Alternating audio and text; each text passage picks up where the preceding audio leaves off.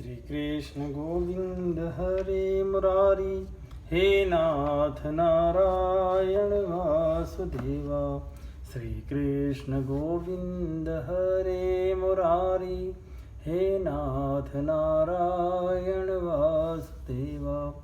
हे नाथ नारायण वासुदेवा, हे नाथ नारायण वासुदेवा। श्रीमद्भागवत पुराण दशम स्कंद उत्तरार्ध अथ पंचसप्ततितमोऽध्यायः। राजसूय यज्ञ की पूर्ति और दुर्योधन का अपमान। राजोवाच अजातशत्रोस्तं दृष्ट्वा राजसूय महोदयं सर्वे मुमुदिरे ब्रह्मन् न देवा ये समागतः।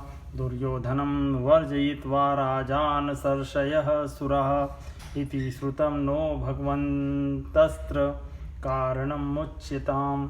राजा परीक्षित ने पूछा, भगवान, अजात शत्रु धर्मराज युधिष्ठिर के राजसूय यज्ञ महोत्सव को देखकर जितने मनुष्य, नरपति, ऋषि, मुनि और देवता आदि आए थे, वे सब आनंदित हुए, परंतु दुर्योधन को बड़ा दुख, बड़ी पीड़ा हुई। यह बात मैंने आपके मुख से सुनी है। भगवान, आप कृपा करके इसका कारण बतलाइए। ऋषिरुवाच पितामहस्य ते यज्ञे राजसूये महात्मनः बान्धवा परिचर्यायां तस्यासन प्रेम बंधना। भीमो महान् साध्यक्षो धनाध्यक्ष सुयोधनः सहदेवस्तु पूजायां नकुलो द्रव्य साधने। गुरु शुश्रूषणे जिष्णु कृष्ण पादावने जने। परिवेशणे द्रुपदजा कर्णो दाने महामनः। श्री सुखदेव जी महाराज ने कहा, परीक्षित, तुम्हारे दादा युधिष्ठिर बड़े धर्मात्मा थे, महात्मा थे। उनके प्रेम बंधन से बंधकर सभी बंधु बांधवों ने राजसूय यज्ञ में विभिन्न सेवा कार्य स्वीकार किया था। भीमसेन भोजनालय की देखरेख करते थे, दुर्योधन कोषाध्यक्ष थे, सहदेव अभ्यागतों के स्वागत सत्कार में नियुक्त थे और नकुल विविध प्रकार की सामग्री एकत्र करने का काम देखते थे। अर्जुन गुरुजनों की सेवा शुश्रूषा करते थे और स्वयं भगवान श्री कृष्ण आए हुए अतिथियों के पांव पखारने का काम करते थे। देवी द्रौपदी भोजन परोसने का काम करती और उदार शिरोमणि कर्ण खुले हाथों दान दिया करते थे। युयुधानो विकर्णश्च हार्दिक्यो विदुरादय बाह्यिकपुत्रा भूर्याध्या ये च संतर्दनादयः निरूपिता महायज्ञे नानाकर्मसु ते तदा प्रवन्तन्ते स्म राजेन्द्र राज्ञ प्रियचिकीर्षवः।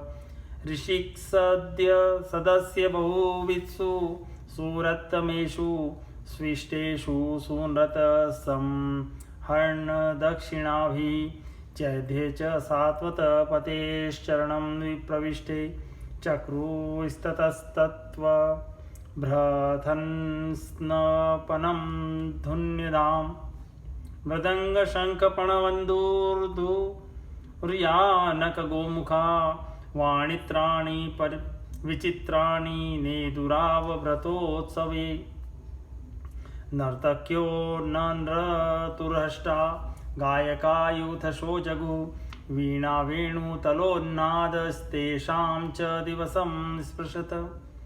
चित्रध्वज पताकाग्रेरीभेन्द्रस्य दन्नार्वभिः स्वलङ्कृतेर्भटेर्भूपा निर्ययोरुक्मालिनी।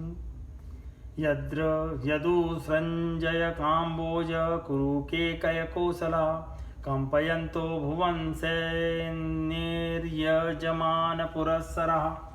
सदस्यर्त्विग्द्विज श्रेष्ठा ब्रह्मघोषेण भूषया।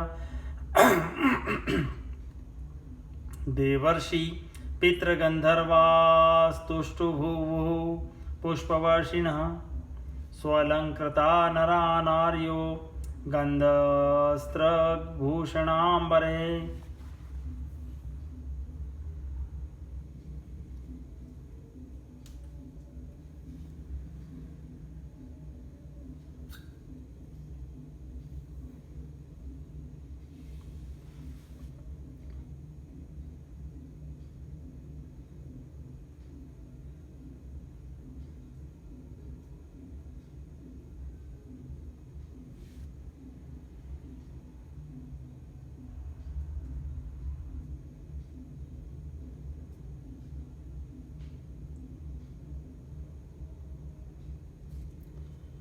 परीक्षित, इस प्रकार सात्यकी, विकर्ण, हार्दिक, विदुर, भूरिश्रवा आदि बाहिक के पुत्र और संतर्दन आदि राजसूय यज्ञ में विभिन्न कर्मों में नियुक्त थे। वे सब के सब वैसा ही काम करते थे जिससे महाराज युधिष्ठिर का प्रिय और हित हो।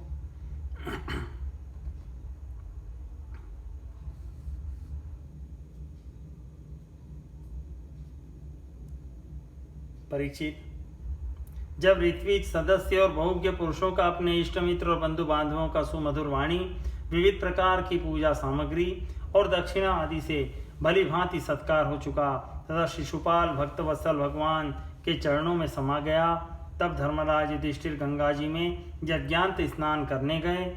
उस समय जब वे अवभृत स्नान करने लगे, तब मृदंग, शंख, ढोल, नौबत, नगारे और नरसिंगे आदि तरह तरह के बाजे बजने लगे। नर्तकियां आनंद से झूम झूम कर नाचने लगी, झुंड के झुंड गवैये गाने लगे और वीणा, बांसुरी तथा झांझ मंजीरे बजने लगे। इनकी तुमुल ध्वनि सारे आकाश में गूंज गई। सोने के हार पहने हुए यदु, संजय, कंबोज, कुरु, केकय और कौशल देश के नरपति रंग बिरंगी ध्वजा पताकाओं से युक्त और खूब सजे धजे गजराजों, रथों, घोड़ों तथा सुसज्जित वीर सैनिकों के साथ महाराज युधिष्ठिर को आगे करके पृथ्वी को कपाते हुए चल रहे थे।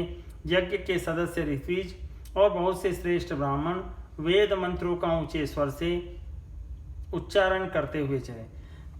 यदु, संजय, काम्बोज, कुरु, केकय, कौशला कंपयन्तो भूम सैन्य यजमान पुरस्सरा सदस्यर्त्विज श्रेष्ठा ब्रह्म घोषेण भूयसा देवर्षि पितृगन्धर्वास्तुष्टुः पुष्पवर्षिणः स्वलङ्कृता नरा नार्यो गन्धस्त्रभूषणाम्बरे विलीपन्त्यो भीषिचन्त्यो विजन्हु विविधैरसे तैलगोरसगन्धोद हरिद्रा सान्द्रकुङ्कुमे पुंभिर्लिप्ता प्रलिम्पन्त्यो विजहर्वारयोषितः।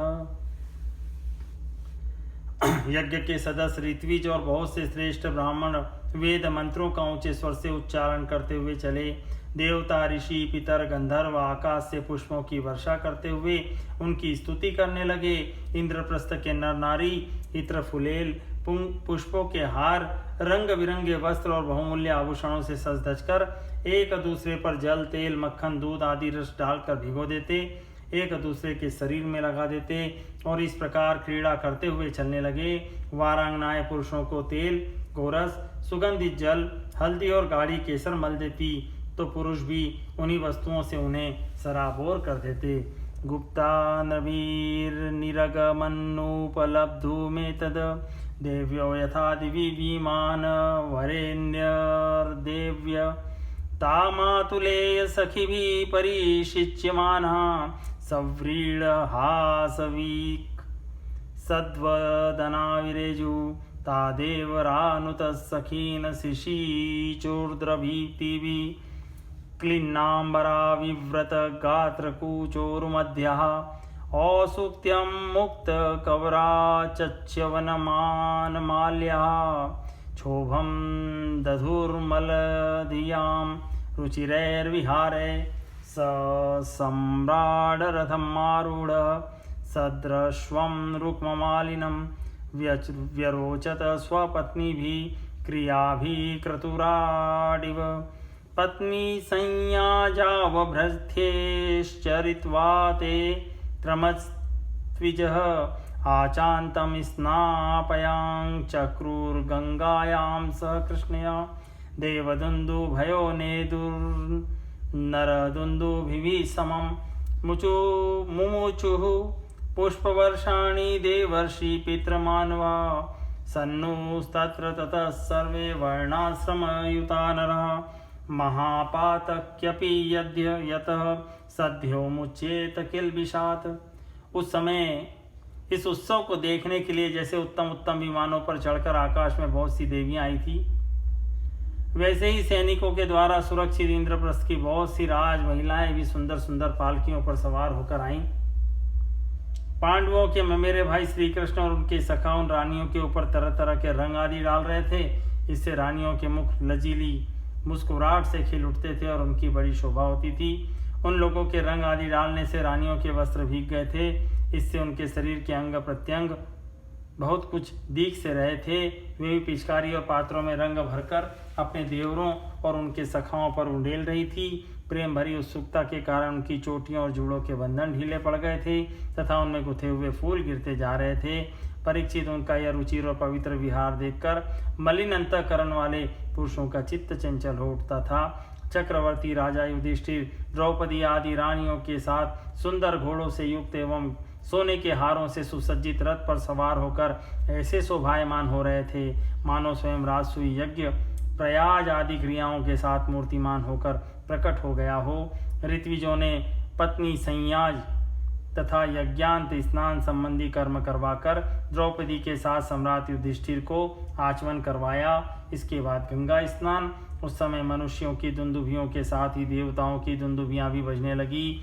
बड़े बड़े देवता, ऋषि मुनि, पितर और मनुष्य पुष्पों की वर्षा करने लगे। महाराज युधिष्ठिर के स्नान कर लेने के बाद सभी वर्णों एवं आश्रमों के लोगों ने गंगा जी में स्नान किया क्योंकि इस स्नान से बड़ा महापापी भी अपनी पाप राशि से तत्काल मुक्त हो जाता है। अथ राजा हते क्षौमे परिधाय स्वलंकृत ऋत्विक् सदस्य विप्रादीर्नानर्चाभरणाम्बरे यज्ञु बन्धुज्ञातिर्नृपानमित्रसुरदो यांश सर्वशः अभीक्ष्णं पूजयामास नारायण परो नृप सर्वे जनासुररुचो मणिकुण्डलस्त्र गूष्णीशकञ्चुकदूकूल महार्घ्यहारः नार्यश्च कुण्डलयुगालकवृन्दजुष्ट वक्त्रश्रिय कनकमेखलया विरेजुः अथर्त्विजो महाशीला सदस्या ब्रह्मवादिनः ब्रह्मक्षत्रियविटश्रूद्रा राजानो ये समागतः देवर्षि पितृभूतानि लोकपाला सहानुगाः पूजितास्तमनुज्ञाप्य स्वधामानि ययुर्नृप हरिदासस्य राजर्षे राजसूय महोदयं नैवात्रप्यन् प्रशंसन्तः पिबन मृत्योऽमृतं यथा ततो युधिष्ठिरो राजा सुहृत्सम्बन्धी बान्धवान् प्रेम्णा निवासयामास कृष्णं च त्यागकातरः भगवानपि तत्रांग न्यवासीत् प्रियंकरः प्रस्थाप्य यदुवीरांश सांबादिश्च कुलस्थलीम् इत्थं राजा सुधर्मसुतो मनोरथ महार्णवं सुदुस्तरं समुत्तीर्य कृष्णेनासीद गतज्वरः। तदनंतर धर्मराज युधिष्ठिर ने नई रेशमी धोती और दुपट्टा धारण किया और विविध प्रकार के आभूषणों से अपने को सजा लिया। फिर ऋत्विज सदस्य ब्राह्मण आदि को वस्त्राभूषण दे देकर उनकी पूजा की। महाराज युधिष्ठिर भगवत परायण थे, उन्हें सब में भगवान के दर्शन होते, इसलिए वे भाई बंधु कुटुंबी नरपति इष्ट मित्र हितैषी और सभी लोगों की बार बार पूजा करते। उस समय सभी लोग जड़ाऊ कुंडल, पुष्पों के हार, पगड़ी, लंबी अंगरखी, दुपट्टा तथा मणियों के बहुमूल्य हार पहनकर देवताओं के समान शोभायमान हो रहे थे। स्त्रियों के मुखों की भी दोनों कानों के कर्णफूल और घुंघराली अलकों से बड़ी शोभा हो रही थी और उनके कटिभाग में सोने की करधनियां तो बहुत ही भली मालूम हो रही थी। परीक्षित, राजसूय यज्ञ में जितने लोग आए थे, परम शीलवान ऋत्विज ब्रह्मवादी सदस्य ब्राह्मण क्षत्रिय वैश्य शूद्र राजा देवता ऋषि मुनि पितर तथा अन्य प्राणी और अपने अनुयायियों के साथ लोकपाल, इन सब की पूजा महाराज युधिष्ठिर ने की। इसके बाद वे लोग धर्मराज से अनुमति लेकर अपने अपने निवास स्थान को चले गए। परीक्षित, जैसे मनुष्य अमृतपान करते करते कभी तृप्त नहीं हो सकता, वैसे ही सब लोग भगवत भक्त राजर्षि युधिष्ठिर के राजसूय महायज्ञ की प्रशंसा करते करते तृप्त न होते थे। इसके बाद धर्मराज युधिष्ठिर ने बड़े प्रेम से अपने हितैषी सुरत संबंधियों, भाई बंधुओं और भगवान श्री कृष्ण को भी रोक लिया, क्योंकि उन्हें उनके विछोह की कल्पना से ही बड़ा दुख होता था। परीक्षित, भगवान श्री कृष्ण ने यदुवंशी वीर सांब आदि को द्वारकापुरी भेज दिया और स्वयं राजा युधिष्ठिर की अभिलाषा पूर्ण करने के लिए, उन्हें आनंद देने के लिए वहीं रह गए। इस प्रकार धर्मनंदन महाराज युधिष्ठिर मनोरथों के महान समुद्र को, जिसे पार करना अत्यंत कठिन है, भगवान श्री कृष्ण की कृपा से अनायास ही पार कर गए और उनकी सारी चिंता मिट गई। एकदान्तपुरे तस्य वीक्ष्य दुर्योधन श्रियम् अतप्यद राजसूयस्य महित्वं चाच्युतात्मनः यस्मिन् नरेन्द्रदितिजेन्द्र सुरेन्द्र लक्ष्मी नाना विभान्ति किल विश्वसृजोपक्लप्ता तावीपतीन द्रुपद राजसुतोपतस्थे यस्यां विषक्तहृदय कुरुराडप्यत यस्मिस्तदा मधुपतेर्महिषी सहस्रं श्रोणीभरेण शनके क्वदङ्घ्रिशोभं मध्ये सुचारुकुञ्च कुङ्कुमश्रोणहारं श्रीमन्मुखं प्रचलकुण्डलकुन्तलाढ्यं सभायां मये क्लप्तायां क्वापि धर्मसुतोऽधिराट् व्रतोऽनूर्जैर्बन्धुभिश्च कृष्णेनापि स्वचक्षुषा आसीनः काञ्चने साक्षादासने मघवानिव पारमेष्ठ्या श्रियाजुष्ट स्तूय मानश्च वन्दिभिः तत्र दुर्योधनो मानी परीतो भ्रातृभिः नृप किरीटमाली न्यवीषदसिंहस्तक्षिपनरुषा स्थलेभ्य गृह्णाद वस्त्रान्तं जलमत्वा स्थले पतत जले च स्थलवद भ्रांत्या मय माया विमोहितः। एक दिन की बात है, भगवान के परम प्रेमी महाराज युधिष्ठिर के अंतःपुर की सौंदर्य संपत्ति और राजसूय यज्ञ द्वारा प्राप्त महत्व को देखकर दुर्योधन का मन दाह से जलने लगा। परीक्षित पांडवों के लिए मैदानों ने जो महल बना दिए थे उनमें नरपति, दैत्यपति और सुरपतियों की विविध विभूतियां तथा श्रेष्ठ सौंदर्य स्थान स्थान पर शोभायमान था। उनके द्वारा राजरानी द्रौपदी अपने पतियों की सेवा करती थी। उस राजभवन में उन दिनों भगवान श्री कृष्ण की सहस्त्रों रानियां निवास करती थी। नितंब के भारी भार के कारण जब वे उस राजभवन में धीरे धीरे चलने लगती थी तब उनके पायजेबों की झनकार चारों ओर फैल जाती थी। कुंडलों की और घुंघराली अलकों की चंचलता से उनके मुख की शोभा और भी बढ़ जाती थी। यह सब देखकर दुर्योधन के हृदय में बड़ी जलन होती। परीक्षित सच पूछो तो दुर्योधन का चित्त द्रौपदी में आसक्त था और यही उसकी जलन का मुख्य कारण भी था। एक दिन राजाधिराज महाराज युधिष्ठिर अपने भाइयों, संबंधियों एवं अपने नयनों के तारे परम हितैषी भगवान श्री कृष्ण के साथ मैदानों की बनाई सभा में स्वर्ण सिंहासन पर देवराज इंद्र के समान विराजमान थे। उनकी भोग सामग्री, उनकी राज्य लक्ष्मी ब्रह्मा जी के ऐश्वर्य के समान थी। वंदीजन उनकी स्तुति कर रहे थे। उसी समय अभिमानी दुर्योधन अपने दुशासन आदि भाइयों के साथ वहां आया। उसके सिर पर मुकुट, गले में माला और हाथ में तलवार थी। परीक्षित व क्रोधवश द्वारपालों और सेवकों को छिड़क रहा था। उस सभा में मैदानों ने ऐसी माया फैला रखी थी कि दुर्योधन ने उससे मोहित हो स्थल को जल समझकर अपने वस्त्र समेट लिए और जल को स्थल समझकर वह उसमें गिर पड़ा। जहास भीमस्तं दृष्ट्वा स्त्रियो नृपतयो परे निवार्यमाणाङ्गम् अप्यङ्गराज्ञा कृष्णानुमोदितः सविलीडितो वाग्वदनो ज्वलन निष्क्रम्य तूष्णी प्रययो गजाहव्यम् हाहेति शब्द सुमहानभूत सता मजात शत्रुर्विमना इवाभवत् बभूव तूष्णीं भगवान् भुवोभरं सम्मुज्जीहीर्षु भ्रमति स्म यददृशः एतत्ते भीतं राजन् यत् पृष्टोऽहमिह त्वया सुयोधनस्य दौरात्म्यं राजसूये महाकृतो। उसको गिरते देखकर भीमसेन, राजरानियां तथा दूसरे नरपति हंसने लगे। यद्यपि युधिष्ठिर उन्हें ऐसा करने से रोक रहे थे, परंतु प्यारे परीक्षित, उन्हें इशारे से श्री कृष्ण का अनुमोदन प्राप्त हो चुका था। इससे दुर्योधन लज्जित हो गया। उसका रोम रोम क्रोध से जलने लगा और वह अपना मुंह लटकाकर चुपचाप सभा भवन से निकलकर हस्तिनापुर चला गया। इस घटना को देखकर सत्पुरुषों में हाहाकार मच गया और धर्मराज युधिष्ठिर का मन भी कुछ खिन्न सा हो गया। परीक्षित यह सब होने पर भी भगवान श्री कृष्ण चुप थे।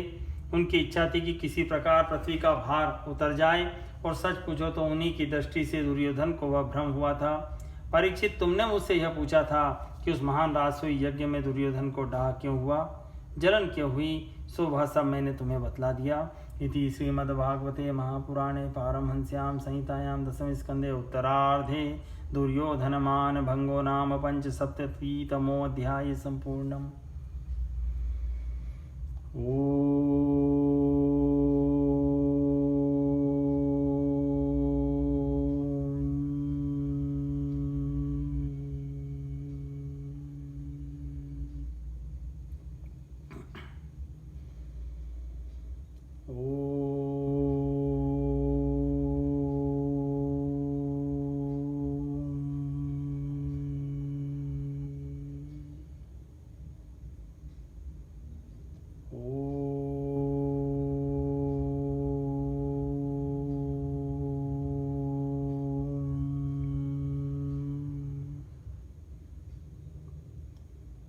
श्री कृष्ण गोविंद हरे मुरारी, हे नाथ नारायण वासुदेवा। श्री कृष्ण गोविंद हरे मुरारी, हे नाथ नारायण वासुदेवा। हे नाथ नारायण वासुदेवा, हे नाथ नारायण वासुदेवा।